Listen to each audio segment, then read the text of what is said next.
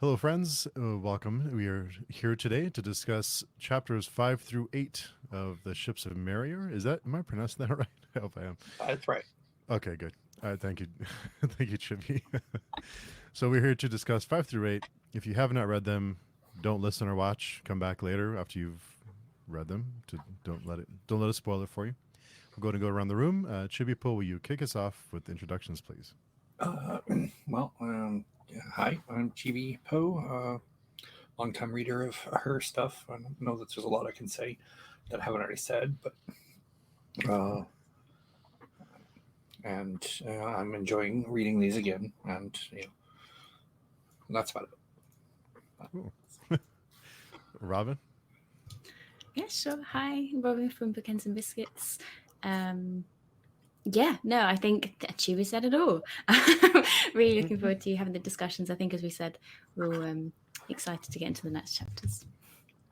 Yes. And Jared? Yep, I'm Jared, and I'm enjoying the heck out of this book right now. My first time reading it, so I'm really looking forward to more. I'm really enjoying these chapter by chapter discussions that we're having here. Yeah, definitely. And Chris? Yeah, my name's Chris Smone. Sometimes make YouTube videos, sometimes appear on Steve's channel. And I think it's fair to say, and I don't want to do too much hyperbole, but the first chapter in this little set, we're going to talk about chapter 5. I think it's one of the greatest chapters in all of fantasy ever written. I think it was stunning. What a big open. That was a big one. But honestly, I had to close after the chapter ended and went, holy crap. Wow. Okay. Just me then? Okay. No. I don't disagree. I was like, wow, that's a bold statement to start off with. Tell us why. We'll start off. So I will say the first half of chapter 5, you're like, right, okay, this feels uneasy. Like there's a kind of feeling that things could go horribly wrong, could go kind of well. Even the fact that they're sort of late and all that kind of stuff kind of adds it. And then the second half, the writing, there's so much is explained about the book from how the magic system works in terms of music, then about how the lanes actually play into that, how the destructive power and the emotional power.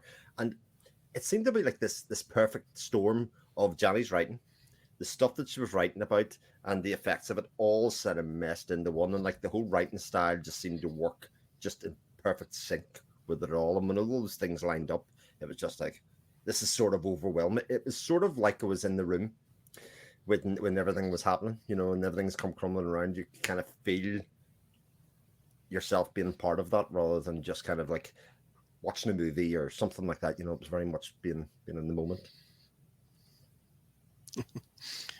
Yeah, the way she paced a chapter and just had that constant buildup of tension, and it just kept going and going and going until it all broke out. Was just beautiful, and it was a lot of stuff that came to fruition in this chapter that we kind of were like guessing at in the first 4 chapters, and I think Chibipo was biting his tongue, and so it was really cool to see how all that came into be through the music and her writing and word choice and stuff like that. It was just really outstanding. I don't know about. I enjoyed the 5th chapter, but I think I enjoyed the other one as well. It wasn't my favorite chapter ever, but it was good. It was. I think it was, like you said, it was a great kind of like we'd stopped at such a good position in the chapter 4 to then open with this and be like, wow, okay, awesome. But I will say that I don't know what it is, but this book I am getting sucked into. Like I'm not even seeing the dense prose or whatever else.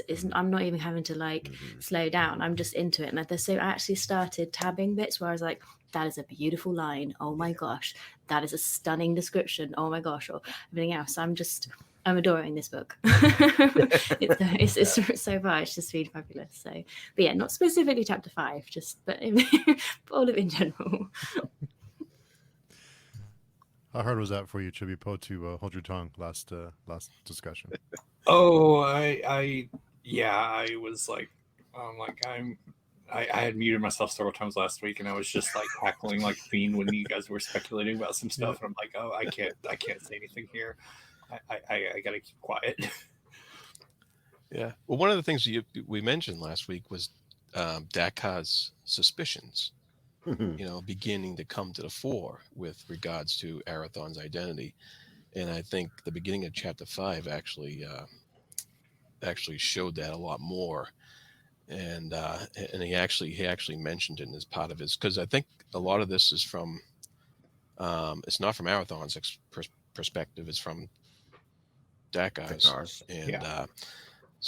And so we're getting a lot of his perspective there, and then and so we're starting to see him starting to realize that there's something going on here. He's, either through his magic sensitivity and stuff like that, he starts to really see this, that it's not, everything's not as it seems, and his suspicions are brought forward. And there's like the whole bit there where they're exchanging gossip at the beginning, and he's just listening to Medalier talk, and he's like, he can't place any accent at all, and nothing that it's like the very absence of any kind of distinguishing accent or physical trait or anything is like just setting his alarm bells going. Yeah, right. Especially when he remarks that he invoked a freaking fiend plague with the Ayats, and Asandir hasn't bothered to show up to reprimand him for that. He's like, yep. He's like, yeah, what if? But he's still not. It's still not clicking for him. He's just like, yeah, I'm headed to Shan, so maybe that means Erethan's there, and lol, I'm headed there, even though I don't, want to. Yeah, and Robin, you mentioned great lines. I actually wrote one of these down.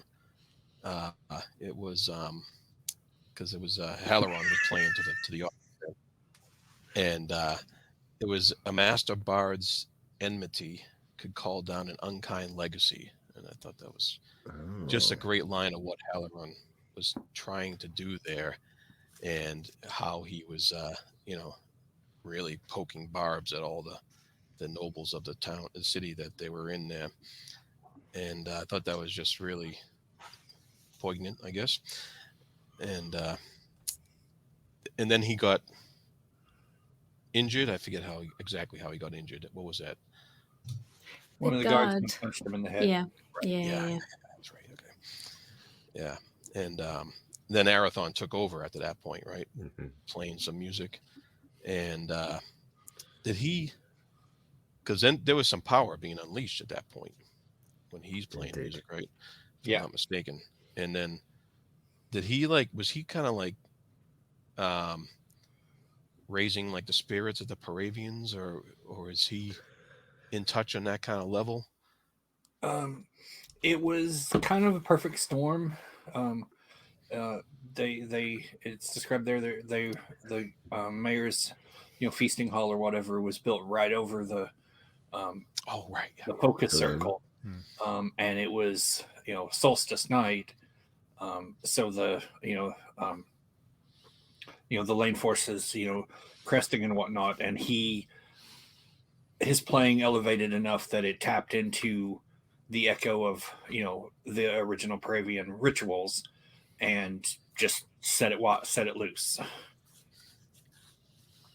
It's like if we'd been sitting anywhere else, like not right over it, I doubt it would have had the same effect. Mm-hmm. But it was the perfect storm of location, and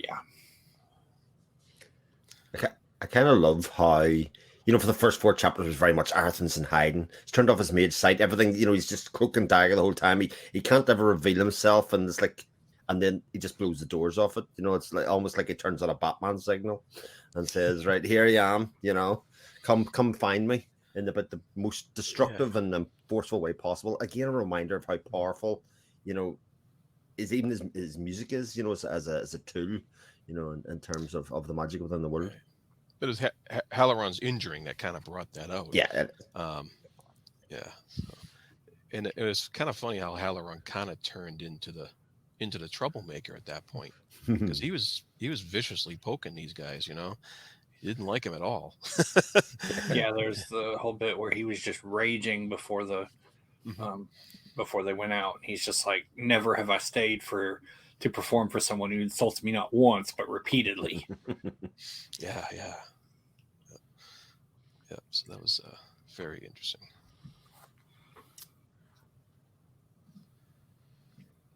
I had some lines written down. I can't find them, but I had some pictures. But yeah, to Robin's point about the writing, I find myself not being slowed down by that. Not that it would slow me down before, but I just had to be conscious of it. But now I think I reread sections because it's like, wow, that's great. That's great. Yeah. Like I just want to like reread it over again.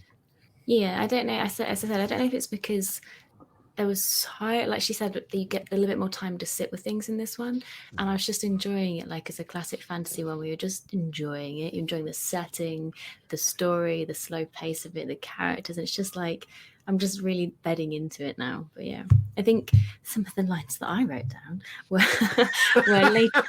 were later on in the book a little bit. There was the bit where I can't even remember now. One of the, is it mages or is it wizards? Because I keep saying both. Sorcerers. I thought it was sorcerers. No, one of them. Anyway, one of the sorcerers, one of the 7, goes to check the mountain, and there's a little sentence in there that's about listening to the voice of the mountain, and I just thought that whole section was just gorgeous, really, really, really stunning. And then there's one later on where this made me laugh, and it's probably one of my favorite parts when we're jumping ahead maybe, when Lysander's running after when the prisoners get brought, and he's running down there and everything else, and you have a section here, and it's like when the sergeant just doesn't bother keeping up with him, and it's just like practical in his abandonment. Karkar's rumbled sergeant of the army trudges off to go and find the barracks because like the Santa goes straight through a river, and he's like, no. And I was just like, I just loved that whole little thought process. Like, I wouldn't run after him. I'd probably go find a different way. So it's just those little like, that's just the writing just really is getting me in this one. It's great.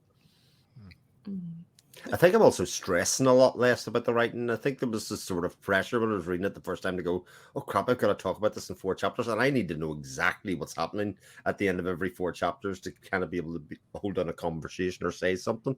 And now I just feel like it's a book that will give you whatever you need. It's, again, somewhere later down the line, if you really need it, there's a couple of instances even within the 4 chapters where that happens, and it's like, remember, this is actually what happened. That you may have forgotten that this happened, but this was the thing, Well, it's like when we were talking about earlier with the gossip. There's a little section at the beginning where they're stopping at the inns and the houses, and they're gathering this gossip, and you kind of like, I was like, all right. And then obviously it comes back, and it's all to do with the song he puts together, and it's just like, it doesn't, like you said, it doesn't really matter if you're paying too much attention. You're just like, oh.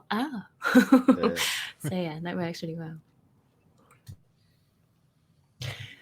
Does anybody know why Dakar hates him so much? I don't get it. Why does he hate him so much? Yeah.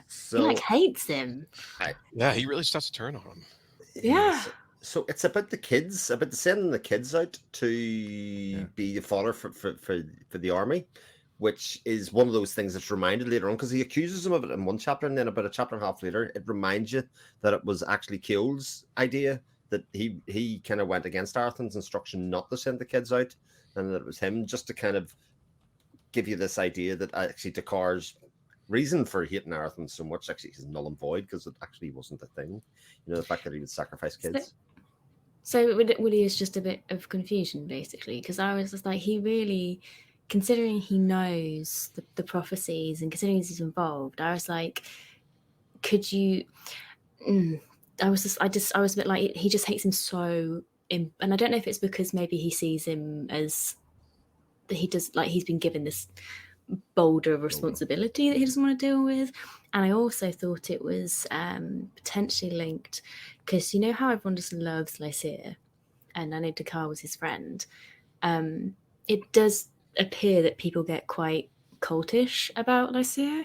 Mm-hmm. And I didn't know if maybe it was something to do with that as well. Like maybe he just got caught up in that as well, and now he's not with his friend anymore. I'm not sure, but I don't know. It is, some of that, like Lazaire's, natural charisma just kind of draws people to him. And the sorcerers like Asandir, as noted, they don't. You have to ask for information, like they don't just necessarily volunteer it, even to his apprentice. So Dakar has drawn conclusions about what happened, in Talcoran, with the kids and Atara and all of that, and Alsandir hasn't seen fit to correct him because that's their whole thing. You have to come to them and ask, and Dakar's just not. Yeah, Dakar's just like he's made up his mind, and that's pretty much it. And he's had like 5 or 6 years to actually build up this antagonism too, right? Yeah. Because he doesn't know that Arathon wasn't solely responsible for that incident. That's a really good point. Yeah. Plus, oh, go ahead. I was going to say, like, Dakar never really warmed to Arathon, even from the very start of the book. It's sort of like underlying in the background. Like, he didn't really seem to like either of them for a lot of it. It was very much just, these are the two dudes that are in my prophecy. They're going to play it how it'll do. But particularly, there was a couple of scenes in book 1 where Dakar and Arathon's like, oh, I don't like this guy, the way he works his magic and things like that, Yeah, that's what I was going to say, is also that Dakar and Arathon kind of, showed him up multiple times. And yeah, that's right. And then he got, I'd say it's probably a little bit of his, inflating his relationship with Lysair into something that it really wasn't, because Lysair was just easier to get along with. And so he's just sort of seen Lysair as my friend. His brother is just this evil bastard who did it, and he just swallowed the, propaganda wholesale. Question. Yes. Another line. Thanks, Chewy. Question. One of my other lines that I wrote down, which I was just like, oh, that's strange, was about when Deegan was just like, my prince isn't bloody and dead. And then he smiled in elation that pierced him more sweetly than his fiercest climax with a woman. Like, he loves Lysair, like, way beyond what would be kind of like he's fully in love with Lysair at this point. And I was just like, is that just Lysair's charisma? That's why I kind of said cult earlier, because it seems like people are getting not just he's a great leader, but are like really falling for him. So I didn't know if that also happened to Dakar a little bit. Like they just kind of almost not fall in love, but revere him so much that they don't know what they're doing around him. I think I'd made the point in the last one that I kind of seen, even let's say at that stage, as sort of an allegory for Hitler in some way, and that he's using the cult of being a leader to kind of get people to adore him, way beyond what should be like political leader status or that kind of stuff, by using, in some cases, these people are all bad because they follow this other person or they follow this other creed, kind of using people's prejudice against them to kind of say, yes, we're on the side of right here. And kind of, like you say, building that cult, because obviously the whole Nazi movement became more than just a political movement. It was very much people had to buy into an ideology way beyond, like you say, the relationships with their wives and their kids and all of that kind of stuff.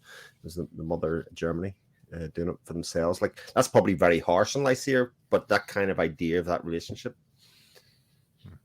I wonder if the curse of the Mist Wraith itself plays into that at all. Is it just affecting those two guys, the half brothers, or does it, include affecting people around them as well?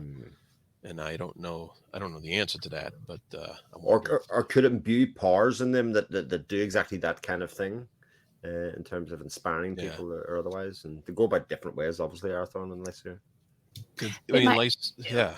Oh, go ahead.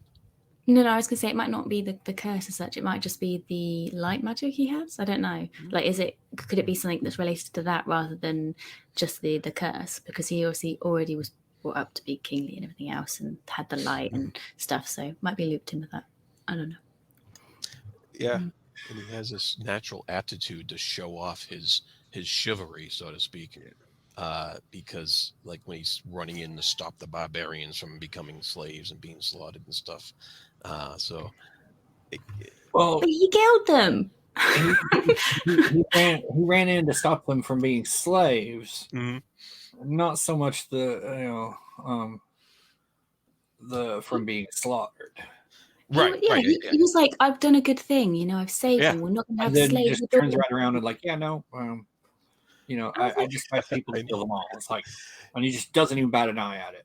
Which kind of plays into, he's like, well, they're criminals, so it's just, Yeah, right. But his serve. his sense of chivalry though is like, it's that twisted form that we were seeing before, and but the people liked it though. His followers, Yeah.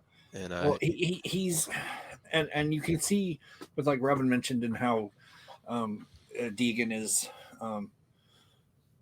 so absolutely devoted to him, and is he, and he does it with other people too. And I don't know if we've got a good example of it in these chapters so far, but like Chris said, he very much plays into their fears, and exploits that, and they just their fears get played on so well that they just sign right up to whatever he's selling, because and like in Deegan's case, he's like, I saw all these horrible things at Talcorin, and instead of stopping and thinking like about, hey, we're the ones that went in there and provoked this, he's just like, oh, or like, hey, Lazar's the one who brought the light bolt down and like in the middle and denounced this all up, and yet we're the ones. Yeah, he doesn't stop and think. He's just like, no, my prejudice say these are the bad guys, and this guy's giving me an out to right. Plus, he has that thing where he has parlor tricks. Well, they're a bit more than parlor tricks, but the idea that he can create the shield. We're going to create this situation where we all should die with the hail of arrows that are coming down us, and he disperses them obviously with his light magic, and again reinforces this idea that I'm worth following. Look what I can do. These are I'm very different, and we will win because I'm so powerful. Yeah, he was showing off. Yeah. He was, yeah, very much.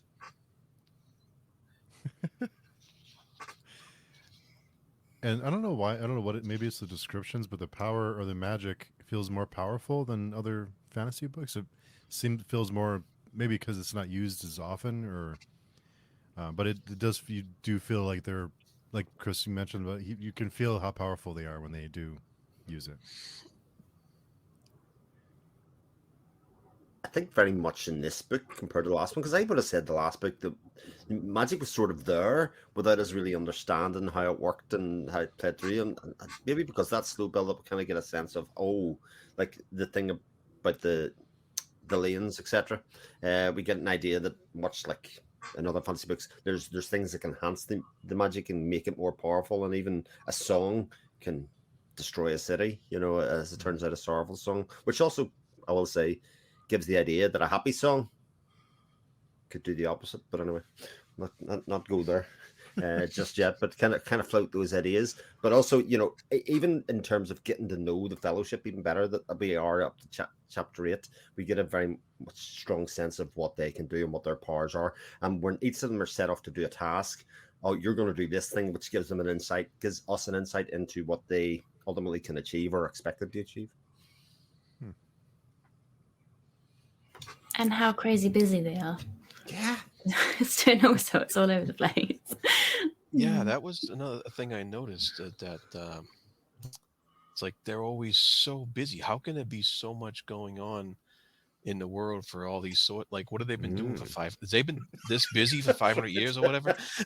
thousands of years, Yeah. Understaffed, Understaffed. underpaid, and they're even more understaffed in this one. 'Cause Yeah. off, who knows where.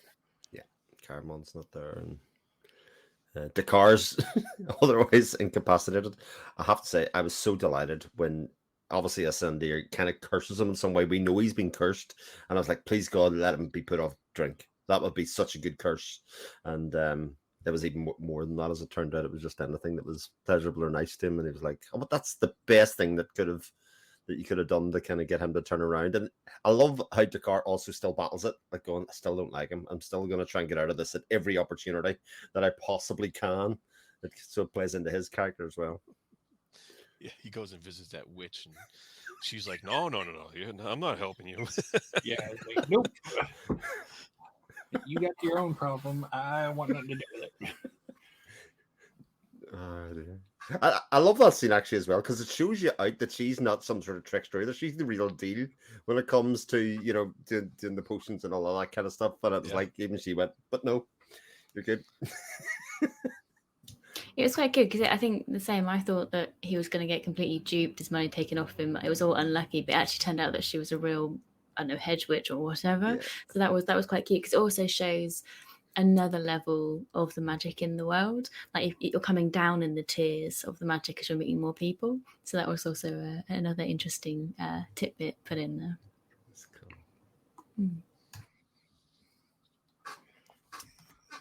cool.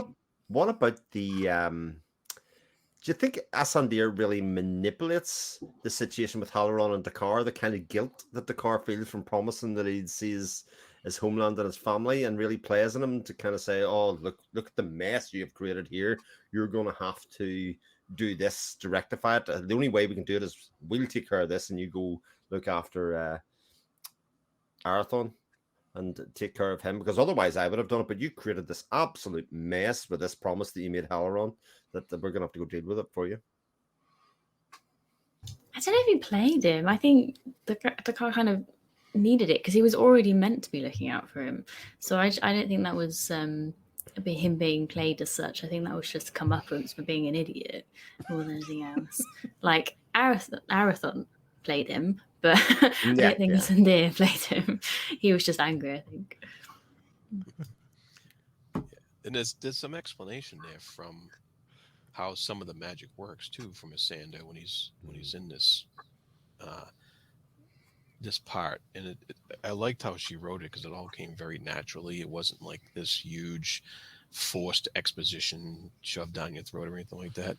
It all came out very well in I think it was in chapter 6 where he's where he basically curses Dakar with the oath, that Dakar takes. And I liked how it flowed naturally. It was easy to read, and I was just like, yeah, this all makes sense now. And there was a lot of stuff that probably came up in the first book, but it was reaffirmed, in that chapter in that way, and how the magic works and stuff.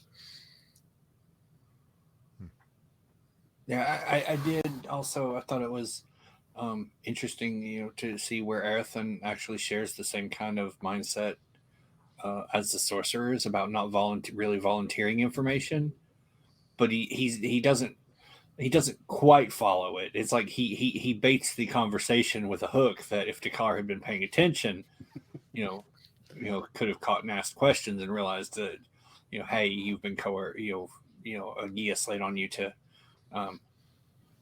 stick you around me, but Dakar doesn't bite, and so he's just like, okay, whatever. He goes on about his business.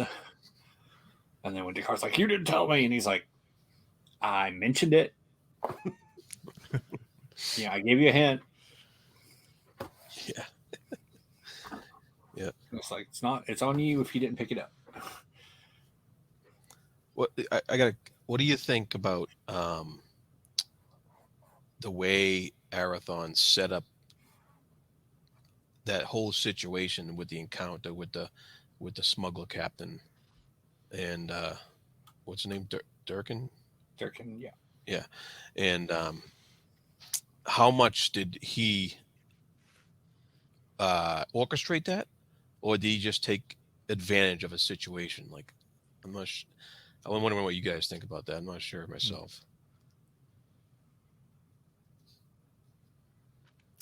I feel like he knew what he was doing all along. Even when he planted the idea of in the head that even when he had to leave, there would be furious, kind of thing against him. You captured me. You took over my ship. You did all the rest. But he kind of planted the idea: I'm going to make you the most powerful person on the seas by the use of the tools that he was granted. And eventually, when he did leave and he left the tools, Dirkram was very happy at that stage to kind of say, "Oh, right, okay, actually." The promise that was made to me was actually fulfilled in some ways, whereas beforehand it was very much, I'm in control here. I can't let you do this. I'm in charge. And Darthan kind of manipulates the whole decision to the point where it's like, no, I'm gonna give you the chance to do it yourself, but ultimately, I just take care of this bit from here on. Were you asking about just the pub bit or the whole of it?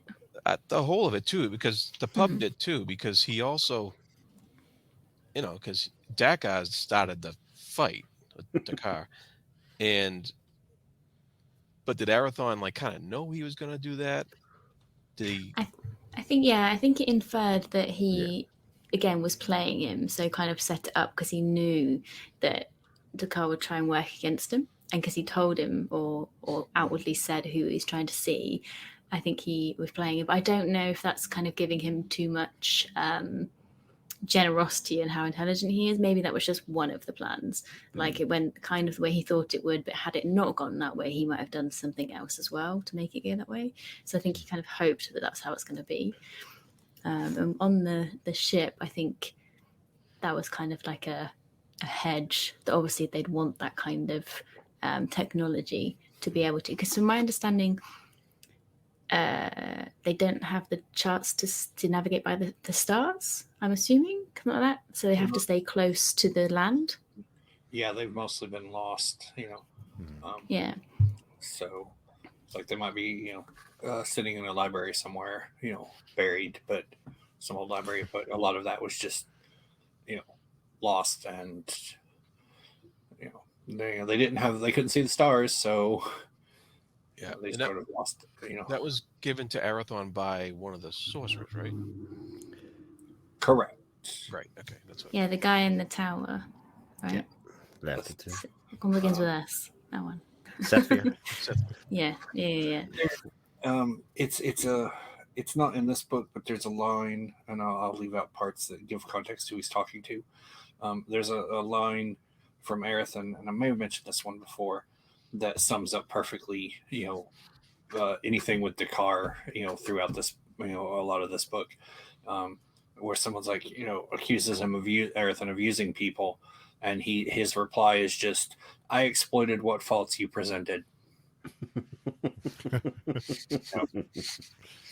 Don't blame me." Yeah, it's like, And he did. you were predictable in how you were going to act, so I mean, and Arathon has a past as a pirate, right? Yeah, exactly. I'd forgotten that until he was actually on the ship, and you went, "Well, of course." Yeah. Like that out. Yeah. I know. I think as he was leaving the ship, it was like, oh yeah, it reminded you that he was the son of a pirate king, and I was like, oh, that's why he can sail. I remember now. So yeah, because when the captain was in her cabin, and she was like, the boat feels like it's being sailed perfectly. Yeah. And I was just like, all right. But it makes much more sense by the end of the chapter. I don't know if anybody else has read it, but the Bone Ships, any of the Bone Ships books, that whole series felt very like it. Dirkram felt like Lucky Me's and stuff, and that. So if you like that section of the book, I think you'll find something in that as well. Did everyone like the female captain? She seemed pretty badass to me. I thought it was kind of cool.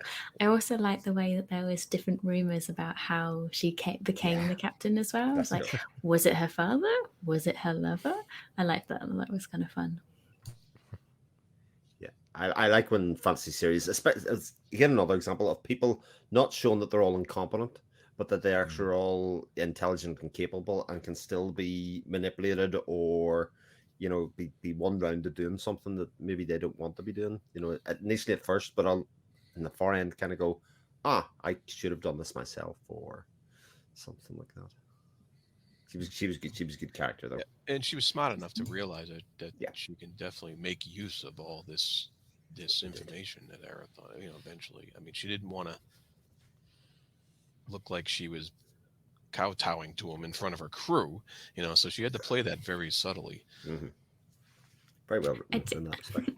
I did also like the bit where they were suddenly like, and he took his shirt off, so he was all tanned, and his hair looked great. And then they had the interaction between him and the captain, and I was just like, "Aw." I missed that bit. Oh, did you? Nah, I didn't.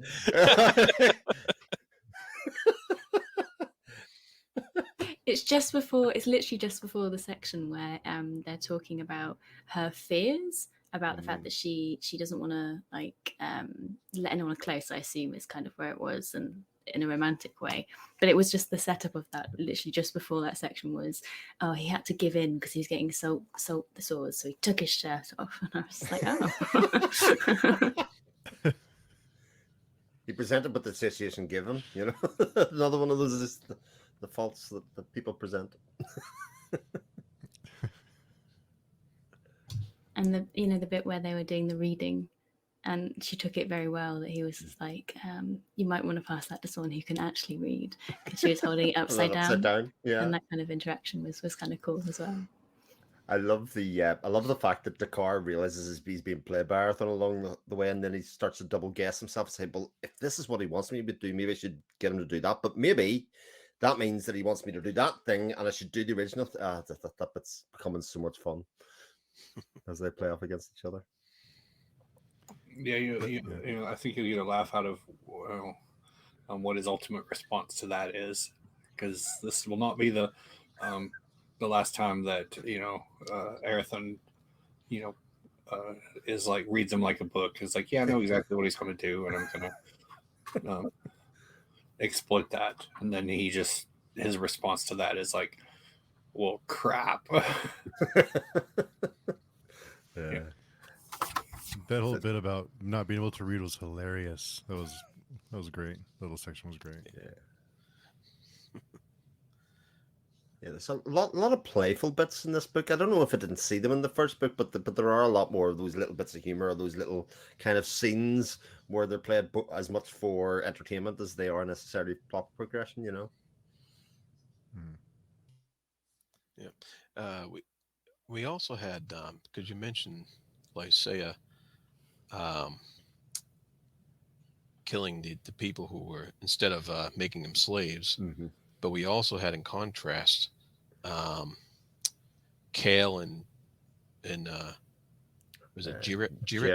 Yeah. Yeah. They also had to kill some prisoners in this book, and it kind of made them seem a little heartless and cruel as well. And so I'm like, okay, what's Janie doing to us here? And I agree and disagree with that, because with Lysaea, he was just like, don't worry, I took care of it. We killed them. It's all good. Whereas with the people in the caravan, they were like really struggling with the idea that they had to kill them, and like that one guy stays so that the other guy doesn't have to. I can't tell with names. So like he's like, I'll do it. Don't worry. Don't sully yourself with having to do the murder. You won't be able to take it on. And then it finds out that they don't actually kill all of them. They save the lady and the child, even though that could be problematic for them. So I just think it was that was the dichotomy of, like I said, just being an idiot, and then that group just really struggling with the idea that they have to do this because otherwise bad things could happen. So I do agree with you, but I think there was a little bit more of a twist on it. But also plays into the idea of this unreliable narrator that is telling this story is sort of presenting this sort of one view of the world, if you know what I mean, in terms of good and bad. Like Lysaea's very much painted as the baddie, even though he's sort of the hero in the story so far to the people. It's kind of a bit strange in that way. Yeah. But to us, the reader, we see him as definitely the antagonist here. Well, we get some parts that are from Lysaea's viewpoint. That's right. Yeah. We don't get that with Arathon. And that, not that I can recall so far. And so that I'm wondering if there's a what the purpose is to that, because I noticed that in these last 4 chapters. I think it's ties into the let you decide, let each person who reads decide the good and evil. Is you see Arathon's actions from outside point of view. You don't often see what he's thinking or feeling. Now we will get we've still got a few books for that, but you will get to see inside his head, and it's one of my favorite books in the series too. But yeah, for a lot of it, we're just looking, we're looking at him from the outside. Right. Yeah, that it creates an interesting I don't know, I guess kind of an interesting cognitive dissonance, really, when you're trying to figure out who to root for, I guess. Yeah. Indeed. I hadn't thought about that. We hadn't seen inside Arathon's, because I do actually feel, and not just because 3 of the 4 chapters here were very much centered on Arathon himself, but I feel like we know, or we see an awful lot more of Arathon's journey, even from the very start of the first book, and where he's come from the next years. And I wonder if that's part of our influence into who we root for. Obviously, there's other things that go into that, but you're predisposed to see the main voice or the main character the most often, to think of them as the hero, sort of the book. Yeah, but it surprised me of how, like Robin said earlier, how much Dakar does not like him. Yeah. But we're getting Dakar's viewpoint sometimes. But when we get other people's viewpoints, it's not as vitriolic, I guess. And so that it's a lot of playing with us, the reader here, as far as our viewpoints on other people's viewpoints of the main characters. It's cool. It is cool. It's like a good body cop movie at the moment, isn't it? Where Dakar and Arathon are kind of achieving this stuff together, even though they're sort of at odds with each other. The one's trying to foil the other one at every point, but it's like, but here we are again. We've made through another challenge as a pair. Live to tell the tale.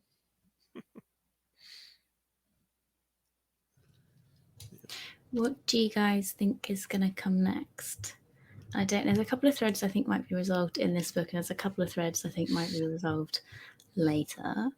So you've got his Meiji, like witch, the lady he met. Stop laughing at me, Steve. The lady that he met that has been sent off to try and seduce him.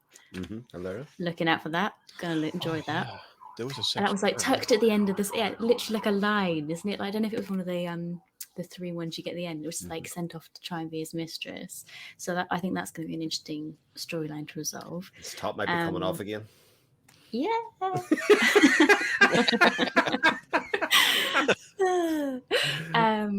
And then there was the fact that you had the mist wraith not escaping, but at least pushing against its binds. Yeah. And then you've got this black powder thing. I assume the black powder one's going to be in the next couple of chapters. I'm quite excited to see kind of what that's about, because they're going to go head there next, presumably, I think. Yeah. Alara had her own section earlier, where she was kind of we started seeing her kind of like wanting to thwart her own order a little bit there. And she was like glad that they couldn't get everything out of her. And then then there was that little section you mentioned that comes later. And you had I just remembered you had that whole scene with her and the other one of the 7, where he changes her life extension thing, doesn't he? So he still gives her. Yeah, was it? No, it was no, it was the one she met before. Traith, was it? The guy with the hat and the raven, isn't it him? She met Traith. Chibi. Not Traith in the last book. I think it was him. I think it was him then, because he goes and visits her and then takes away the pain she's doing, and then it was elongates her life. Luhane is the one who. Oh yes, it was Luhane. It was. At this point, she's met 3 of them. That's right. Oh yeah, 'cause she met Cinder as well. Yeah. Yeah.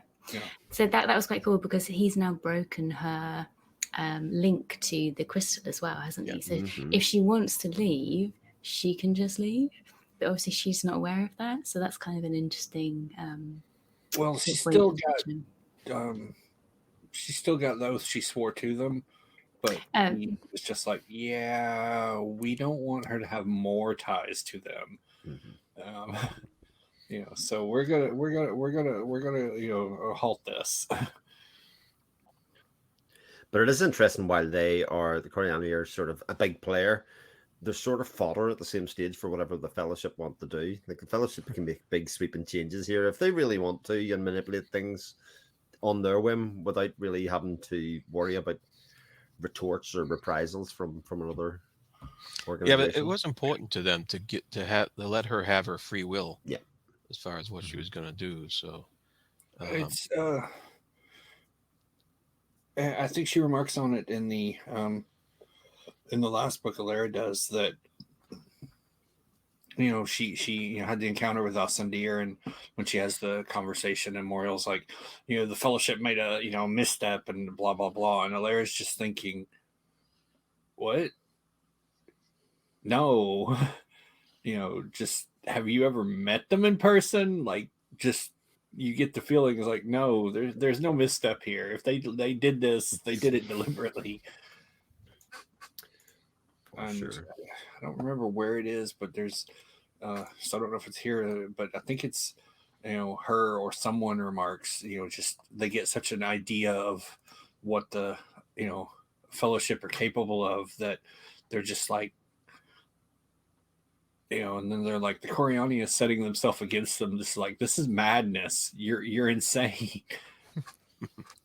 And I think you've kind of got that feel for it already. It's just like it's like, yes, they could probably like squash them like bugs, but they don't. But I think, going back to Chris, what you said earlier about having the levels of magic and being aware of that, if we'd been introduced to them first, you would think that the magic they are doing was super powerful. Like, they're extending their lives, they're doing all this scrying, they've got these other magics they've brought up and discussed. But because we came in at this level, it makes them seem kind of not like they're doing a lot. But actually, when you think about the stuff that they're doing and how they're discussing it, they're doing quite powerful magic. It's just nowhere near as powerful as the Seven. So it's like a really weird viewpoint of all the magics. Like, if you'd been brought in just and you knew about the hedge witch, you'd probably think that was really powerful sort of things. It's about where you're brought into the story. So it's a really unique way of describing the magic, I think, or at least how it sits in the world. That's a very good point.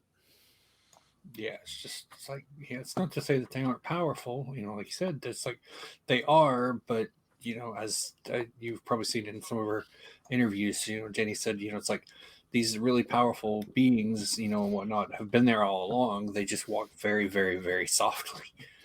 And so it's like, yes, the Coriani are powerful and can do a lot of things, but they're by no means like, the top of the heap. Yeah. And it's another example of that kind of thing. 'Cause I think we talked about it, and Johnny talked about it when we talked about how we'd missed how powerful the Fellowship were at the very start, But here's another example of it, just through illustration, saying actually, this is how powerful they are compared to people that, as you quite rightly say, are also quite powerful. Yeah, like in the first bit is like, oh yeah, I'm gonna, scry and look at this world that's, however many countless light years away or wherever it is, and and use enough power to just like smash the continent to do that, and and not just treat it like it's not even a thing. But yet they're worried about the power of the Mist Wraith. So that tells you how powerful the Mist Wraith is too. Yeah. That 6 years and it's breaking free of its prison, that looks like, pretty much. That's a really good point, because, to be honest, they put him in the prison in what seemed like, because it wasn't the end of the book, it seemed like it was quite easy for them because it wasn't almost the main focus of the first book. It was more about the brothers. Mhm. But if you think about, one of the seven lost most of his powers because of the Mistwraith. I know he was closing down the barrier. And then, as you said, they were already escaping. Like it kind of does show you how powerful that being is, or beings, or whatever it is. It's interesting. Yes, and worrisome.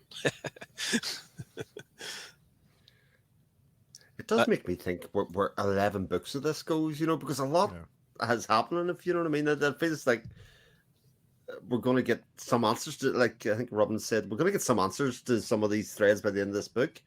And then we'll be like, oh, we'll feel happy. And then I assume something else will open up and we'll be like, oh, but none of that matters anymore because this is happening.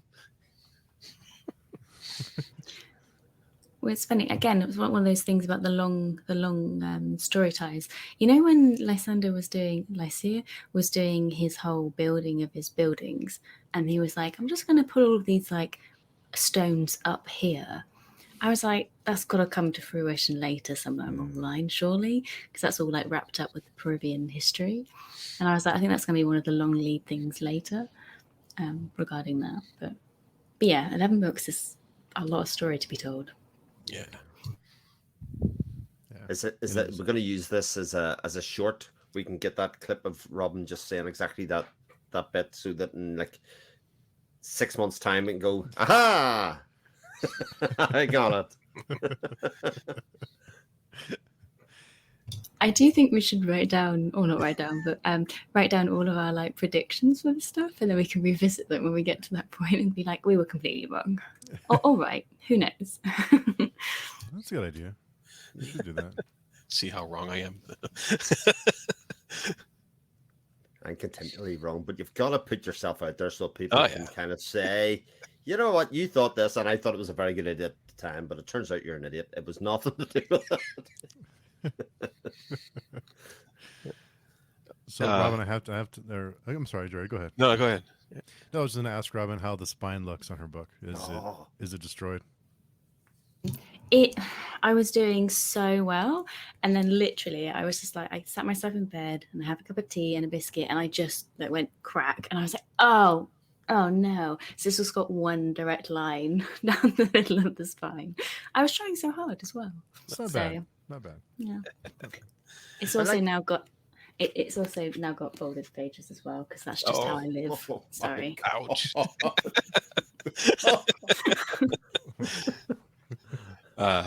No, a question I had was, Arathon has these, I guess they're powerful gems on him. That he doesn't know were powerful gems. That he doesn't know about, and Dakar does. So there's a secret being kept the other way. And so I'm wondering, that's one of the things I'm wondering, what's going to become of those. Because he's like, yeah, we'll use them. We'll sell them for, this or that or whatever. And so I want, that's like a seed, I guess, planted for future contemplation. And then Arathon's up to something at the end of the 8th chapter there. Like that section is called duplicity, so it's like, okay, what is he up to now at the end of that 8th chapter? And I couldn't figure it out, so I don't know if you guys have any ideas. I think the jewels is a case of, probably nobody here's seen the film, but The Earrings of Madame de by Max Ophuls from the 50s, right? You should definitely watch that movie if you haven't, but I think that's what's going to happen in these jewels. And I'll not spoil that, other than that'll be my clip for going forward. What's going to happen those jewels in time, because I think they are going to sell them here. I think they need the money. They need everything that they need to make everything happen at the moment, and then things will happen. But the duplicity, I couldn't work out what Arathon's plan was at all. I couldn't even think where he's possibly going. I think there's too many possibilities for us at the moment, I think, in some ways.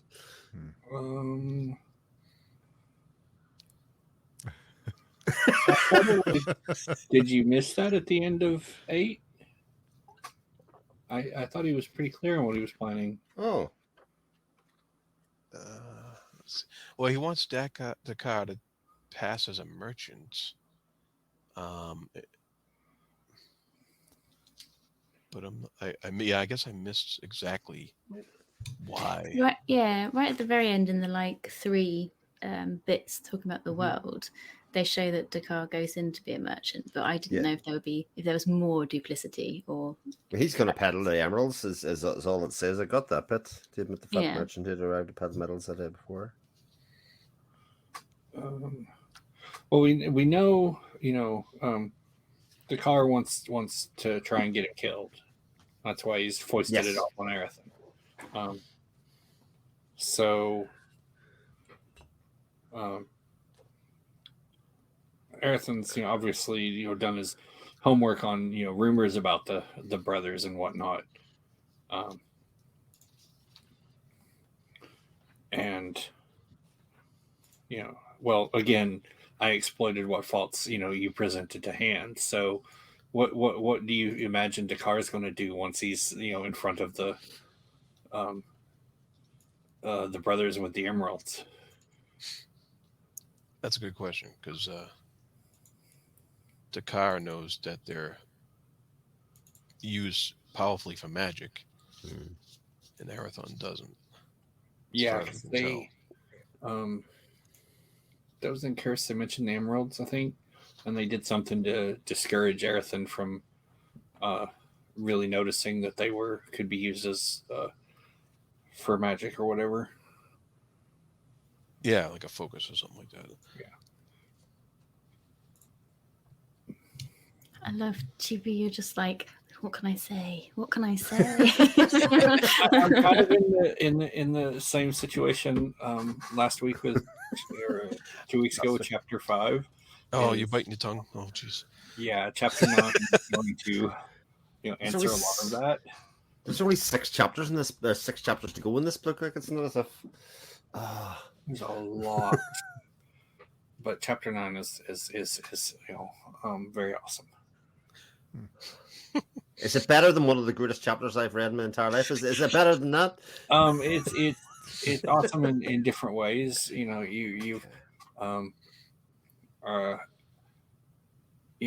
mentions wanting to do lighthearted stuff, and I think while there's a lot of seriousness in what's going on, it's I love the way she does lighthearted, and it's like, this is almost funny, even though it's like, this is deadly serious, but it's hilarious.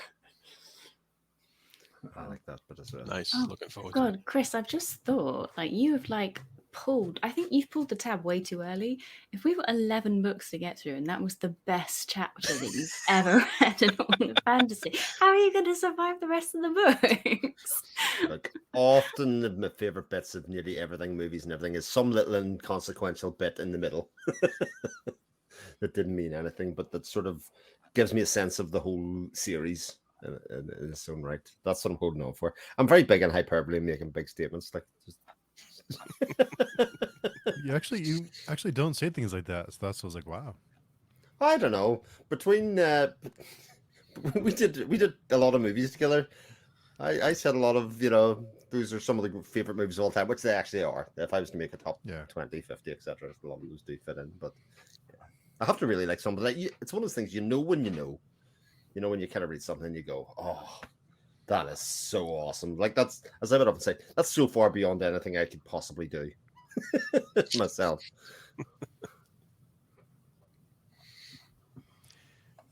I was going to make a comparison to another series we were reading, but I better not. It'll sound, I was trying to think of a nice way to say it, but it won't come out very nice. But no, I think you should say it, because I think it's fair. I think it's interesting seeing the contrast of that other series to this one, and how different it's written, and just the storytelling in it. And not that there's anything bad with the other series that we're reading, it's just a different way of telling stories. Just very, very, it's interesting seeing the different ways you can tell a story.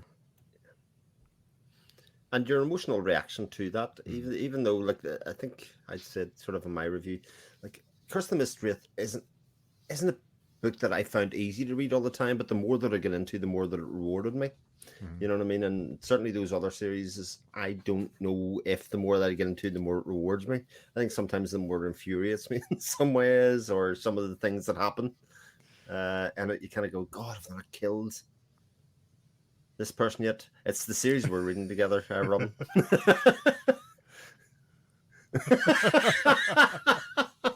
I was like, what series you? Okay, fair enough. Like I like that series a lot, but it's How not like this. dare you?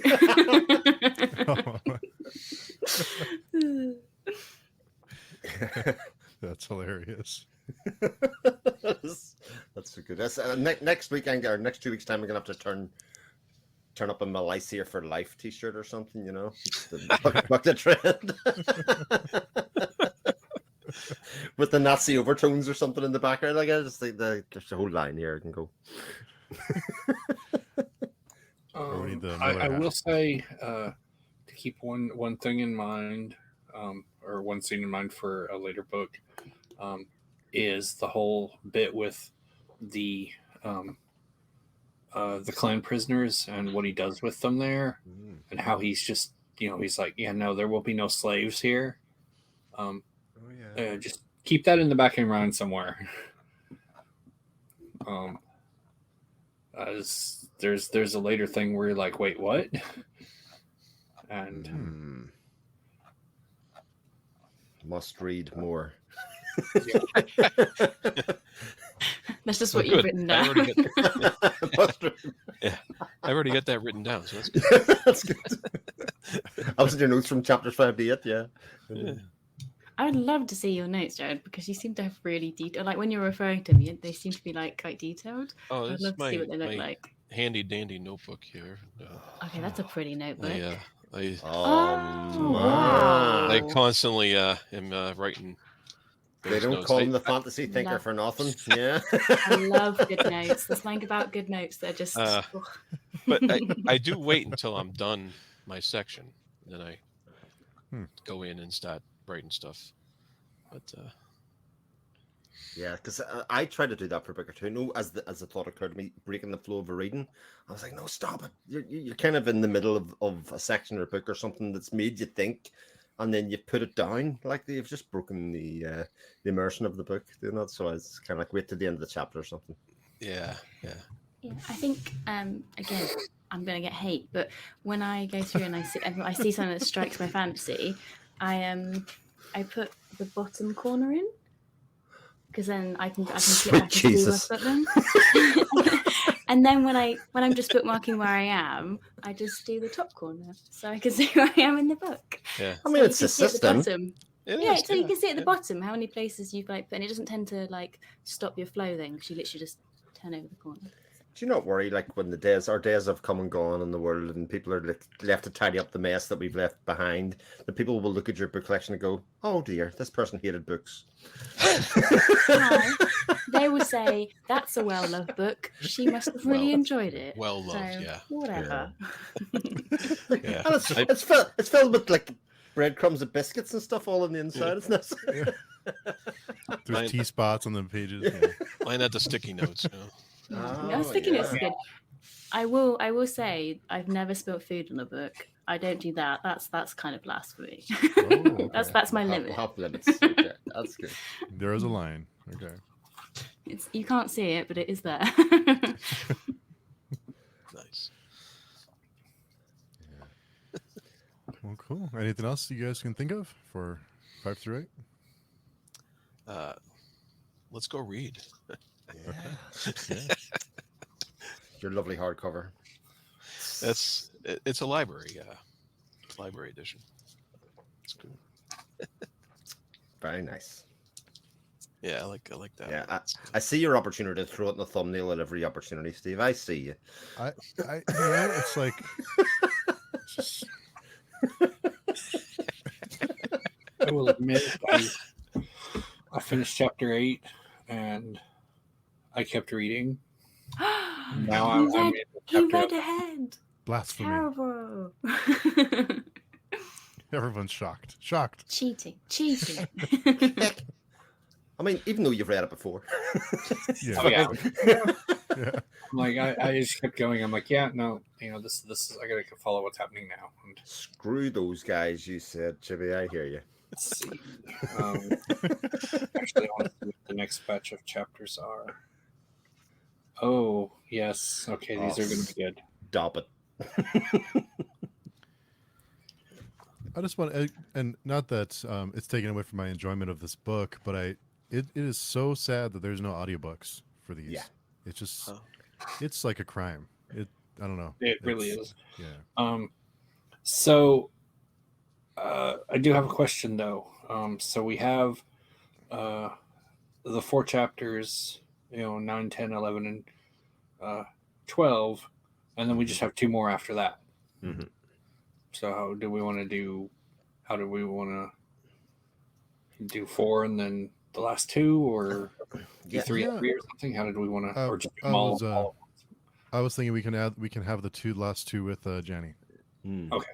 Is what I was thinking. So it'll be, enough to where we can discuss, but then we'll be able to discuss the whole book with her. So that seemed to kind of work out okay. I know what all of you think though. That seems good. Yeah, it'd be kind of cool because she'll be there for the ending then as well, and we can all fangirl about, fanboy, I guess. My friends and I, once in like 2001, my first Dragon Con, we decided it was just fan person. I like it. Yeah, doesn't matter, fanboy, fangirl, just fan person. I let others decide whether I'm fanboy or fangirling, depending on my reaction. I don't know if there's a way to do it that makes you one or the other. Yeah, let's see. That's that, and that. Oh yeah. So Chibi's ready for the next episode. No, that's what I mean. He's got those 4 chapters done. He's good. Oh no, I'm halfway through. I still have 11 and 12. But the whole arc of those 4. I have to like stuff Robin mentioned earlier. She'll really appreciate chapter 12. Black Powder chapter. Excellent. Awesome. For a hint, if you haven't looked at the titles, it's titled Alara. Lara, yeah. Excellent. I just gave it away. Spoiler alert. Yeah. Alara's going to be in one of the chapters. What the hell? Oh, well, she's in other chapters too. So, but this chapter is specifically involves her. Excellent. Good stuff. I don't know about everybody else how this is kind of interfering or helping your reading otherwise, but this kind of every 2 weeks you're in a quandary as to whether let's do my 4 chapters immediately after the stream, like in the 4 days that follow it, or do I have a week's reading where I will read another book or something in the middle, therefore encouraging you to keep on reading during the week, and then second week kind of doing my 4 chapters in there. I find myself doing the latter one much more. Yeah, I wait. Which one's the latter one? The ones I leave a week, and then in the week before the stream, I do the that. 4 chapters. Yeah, exactly. I forgot when this was for a start, so I was like, have we had a week? Are we on the second week? But yeah, I did that. I was like, I'll read something else, and then I'll make sure that it's fresh in my mind when we have the chats. So yeah.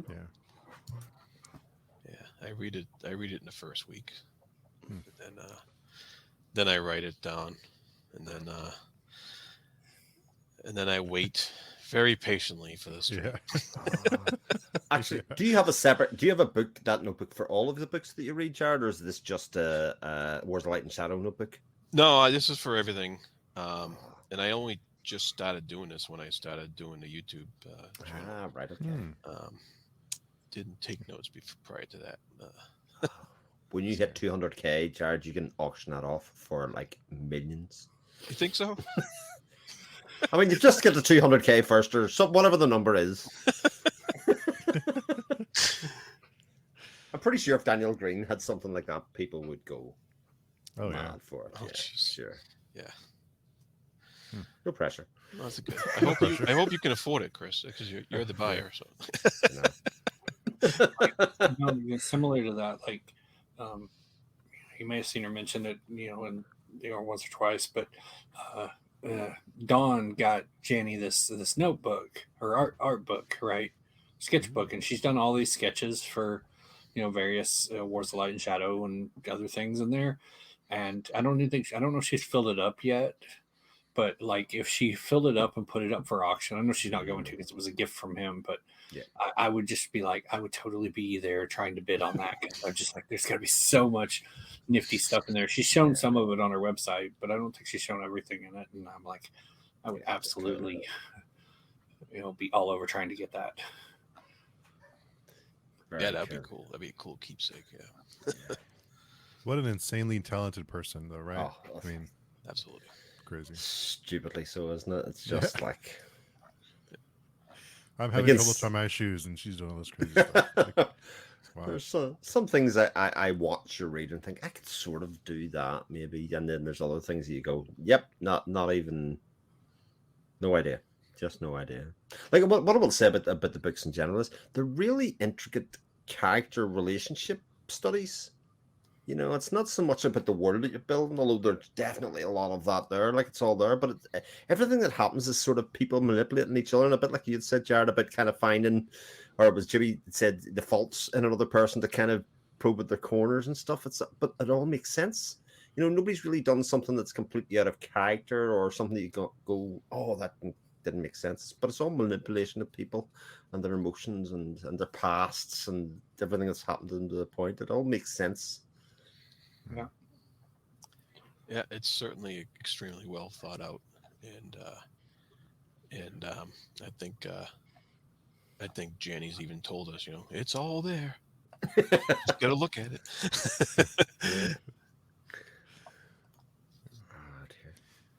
So, chapters next week will be what, 9 through 13? 12. 9 through 9 to 12. Yeah, 9 to 12. 9 through 12. Okay. Cool. 13 and 14, conclude this half of arc 1. Nice. Cool. So, before we, any other topics or anything? Anybody? Cool. So, Chibi Po, where can people find you if they want to get in touch with you?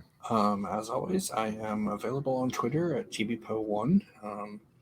I have a YouTube channel, but there's nothing on there. And I'm also, on page viewing. I can be found there too. And that's about it. And Robin. On my YouTube channel, Bookends and Biscuits. I'm quite active on Twitter as well, and you can find me on Instagram sometimes. Also, page viewing. Page viewing's great. And Jared. I'm on my YouTube channel, The Fantasy Thinker, and I'm on the page viewing forums, and also Instagram, The Fantasy Thinker as well. Nice. And Chris. You can find me on my channel occasionally. You can find me on Steve's channel much more occasionally. You can find me on PageTune as well. Awesome. And you can find me on PageTune as well.